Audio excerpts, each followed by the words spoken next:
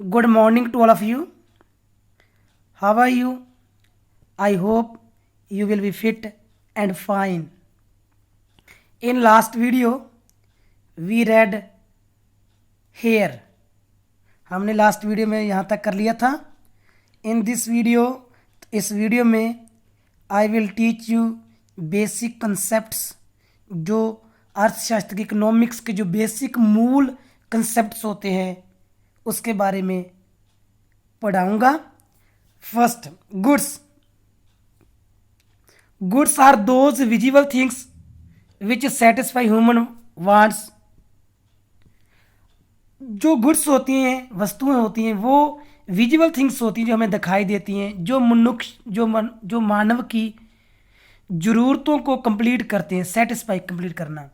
Otherwise speaking, अगर दूसरे शब्दों में हम कहें, anything capable of satisfying a want is called good. जो वस्तु कोई भी हो जो ज़रूरत को पूरा करने की योग्यता रखती हो, कैपेबल हो, उसको हम गुड्स कहते हैं. फॉर एग्जाम्पल की बात करें, radio, fan, mobile phone etcetera are goods. ये सभी जो वस्तुएं हैं ये गुड्स हैं. जो ये सभी हैं ये गुड्स हैं. जैसे फैन हमारी ज़रूरत को कंप्लीट करता है, सेटिस्फाई, जो हमारी वांट है उसको सेटिस्फाई करता है. रेडियो एंटरटेनमेंट के लिए हम यूज़ करते हैं. सेकंड, सर्विस, जो सेवा होती है.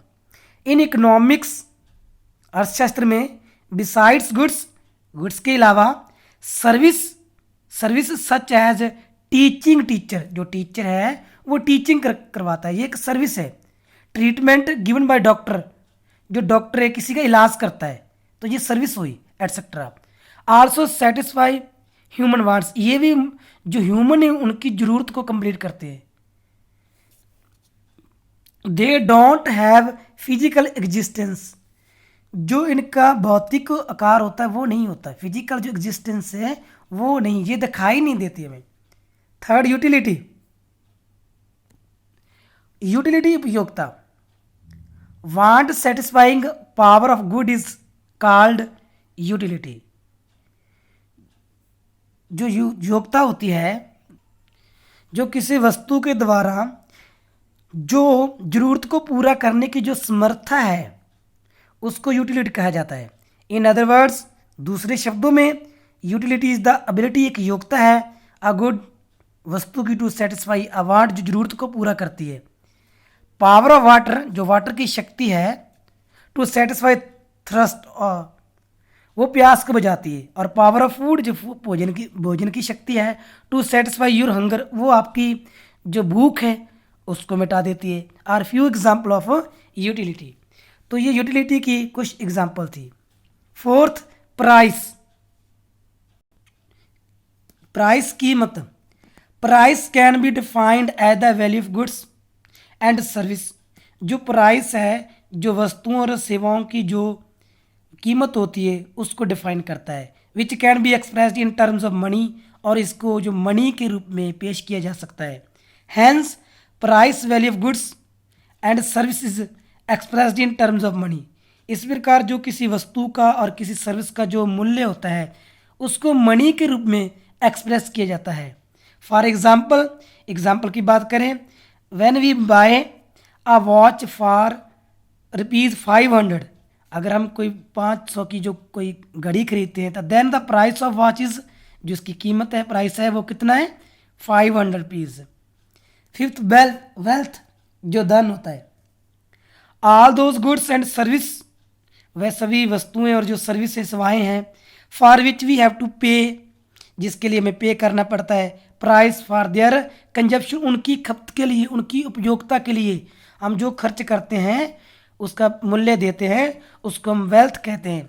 For example, your book, pen, shirt, teaching by teacher are called wealth. इन सभी को वेल्थ कहा जाता है. एज वी हैव टू पे, क्योंकि हमें पे करना पड़ता है. फॉर देयर कंजप्शन, इनकी खपत के लिए, इनके उपयोग के लिए, उपयोगिता के लिए हमें पे करना पड़ेगा, उसे हम वेल्थ कहते हैं. Money, everybody is familiar with money, हर एक व्यक्ति को मनी के बारे में पता है। And use it every day, और इसको अपने रोज़ाना जीवन में यूज़ करता है। For example, you spend 10 rupees notes to buy your pen, आपने 10 रुपये का एक पेन खरीदा। Pay 3 rupees for a cup of tea, चाय के कप के लिए 3 रुपीज़ दिए।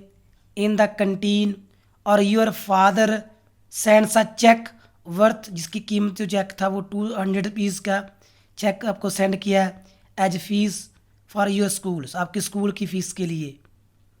दीज नोट्स, जो आपने नोट किया, coins 3 coins and cheque are different forms of money, ये पैसे के अलग अलग रूप हैं, इनको मनी कहा जाता है। Economic activities, every human being does some activities, जो हर कोई ना कोई एक्टिविटीज़ करता है। To satisfy his unlimited wants, अपनी असीमित ज़रूरतों को कंप्लीट करने के लिए। By using limited and scarce resources, जो कम और जो सीमित रिसोर्स हैं उनका यूज़ करके अपनी असीमित ज़रूरतों को कंप्लीट करने के लिए कोई ना कोई एक्टिविटीज़ जरूर करता है। These activities are called economic activities, इन एक्टिविटीज़ को इकोनॉमिक एक्टिविटीज़ कहा जाता है। ये आपका क्वेश्चन बनेगा, ध्यान से सुनना। दीज एक्टिविटीज़ आर अंडरटेकन, इनको किया जाता है टू अर्न वेल्थ, पैसा कमाने के लिए। कहने का तात्पर्य है जो काम पैसा कमाने के लिए किया जाएगा, जिसके काम के बदले में पैसा मिलेगा, that is called economic activities. For example, a teacher teaching in school, एक टीचर स्कूल में टीचिंग कराता है। डॉक्टर ट्रीटिंग द पेशेंट्स, और जो डॉक्टर है वो पेशेंट्स का इलाज करता है, etcetera. Both the doctor and the teacher, doctor और जो टीचर है आर गेटिंग इनकम, वो आमदन ले रहे हैं। फॉर द सर्विस, जो सर्विस वो दे रहे हैं, प्रोवाइड देम, जो उनको सर्विस दी जा, उनके द्वारा जो सर्विस दी जा रही है उनका वो पैसा वसूल कर रहे हैं। तो ये एक्टिविटीज़ जो की उन्होंने, ये इकोनॉमिक एक्टिविटीज़ में शामिल हो जाएगी। इकोनॉमिक एक्टिविटीज़ आर दोज, वो एक्टिविटीज़ होती हैं विच आर कंसर्न, जिनका संबंध होता है विद कंजप्शन, उपयोगिता में, प्रोडक्शन पैदावार में, एक्सचेंज वटांदरे में, और डिस्ट्रीब्यूट बंटवारे में ऑफ द वेल्थ, जो पैसा धन होता है उसका उपयोग होता है, पैदावार होती है, उसका वटांदरा होता है, और उसके डिस्ट्रीब्यूशन होती है। तो ये सभी जो हमारी इकोनॉमिक एक्टिविटीज़ हैं उसमें काउंट हो जाता है। अब बात करेंगे हम नॉन इकोनॉमिक एक्टिविटीज़ की, ये इससे उल्ट हो जाएगा। अब ध्यान से देखें, ये भी आपका क्वेश्चन है, ये दोनों आपके क्वेश्चन है, इनको ध्यान से सुनना तो आपको समझ आ जाएगा। ऑल दोज ह्यूमन एक्टिविटीज़, वह सभी जो मनुष्य एक्टिविटीज़ करता है, which are not economically profitable, जिनका कोई आर्थिक लाभ नहीं होता, are called non economic activities, उनको हम नॉन इकोनॉमिक एक्टिविटीज़ कहते हैं। These activities are undertaken not for earning wealth, ये पैसा कमाने के लिए नहीं की जाती। For example, a teacher teaching is own son, अगर एक अध्यापक अपने बच्चे को पढ़ाए। A mason preparing his own house, जो मिस्त्री अपना खुद का घर बनाए, एटसेट्रा। क्योंकि ये इसको पैसे तो नहीं लेने पड़ते, इसके बदले इस सर्विस के उनको पैसे नहीं लेने पड़ते।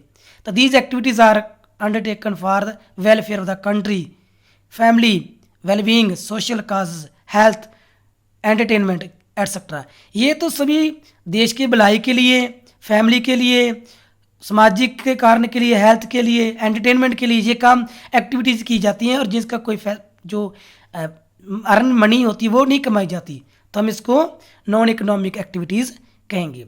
तो आपका ये यहाँ तक जो वीडियो इसमें इतने ही पढ़ेंगे। तो ये 2 क्वेश्चन बने हैं आपके, इनको ध्यान से समझना। Thanks, have a nice day.